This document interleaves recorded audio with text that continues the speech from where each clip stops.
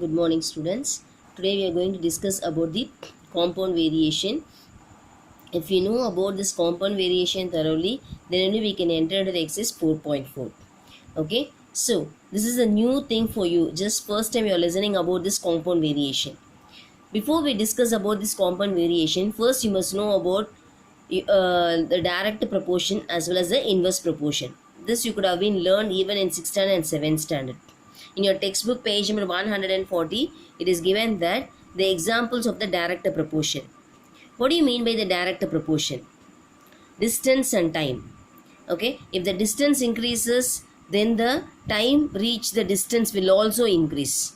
That means distance and time is interrelated. Both are interrelated. So that we will call it as a direct proportion. When distance increases, if you are traveling for 2 kilometers, definitely the time also increases according to that. If you are increasing your distance like 2 kilometers to 10 kilometers, automatically time is also increases. So distance and time is both interrelated. Okay, so these type of proportions are called as direct proportion. We will call them to be the direct proportion. Another example they have given that purchase and spending.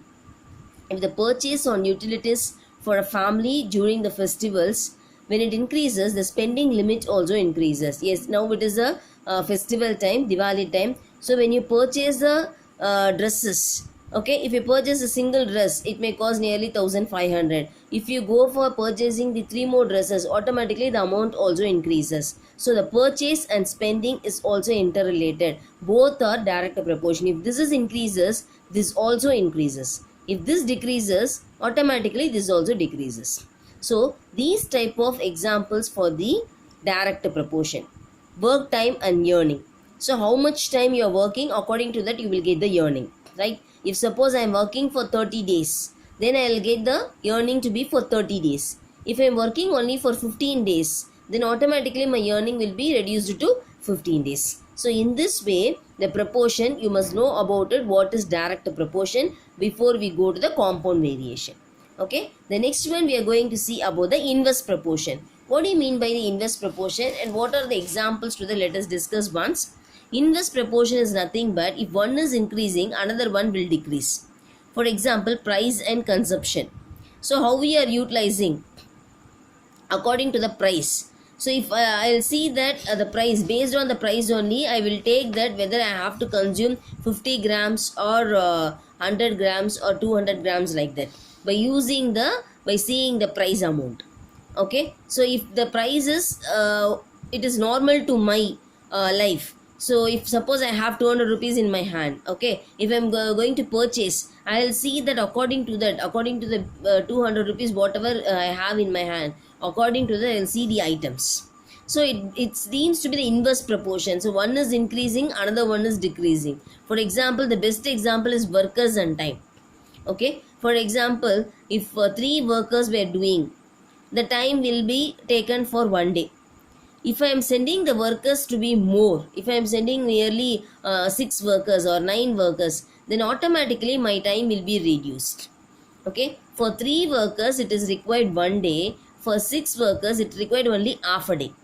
So when workers increases, automatically time decreases. So this is also comes under the inverse proportion. Okay, speed and time, how speed you travel. Okay, the time will be taken very less. If you are going very fast for 80 kilometer per hour, automatically what will happen, the time will be reduced. If I go 40 kilometer per hour, automatically time will be increased. So one is increasing and another one is decreasing. That is called as inverse proportion. Okay, so now you have a clear idea about the direct and inverse proportion. You have understood about it, I think. Then we have to discuss about the compound variation. What is the compound variation? Here in the compound variation, we used to discuss with more than 2 things. Like now here, still now in proportion, we discuss only with 2 things. Okay, one is increasing, one is decreasing, or both decreasing, or both decreasing. But in the compound variation, it is involve a chain of 2 or more variation. That means we have more than 2.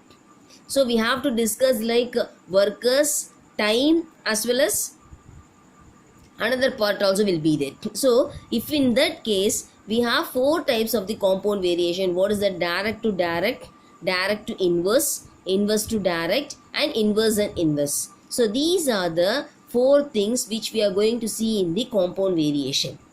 Is it clear? In the compound variations, we are going to discuss about all these four properties which we have. So come in the next video, I'll send you that, based on that, how we are going to work out the exercise 4.4. Okay, in this, even I said, you now see a min, hours, and days. Is it clear? So three types of the thing we have. So by using three properties, we have to compare that whether it is a direct variation and inverse variation, what is there. By using that, we are going to find out the answers. Okay, thank you.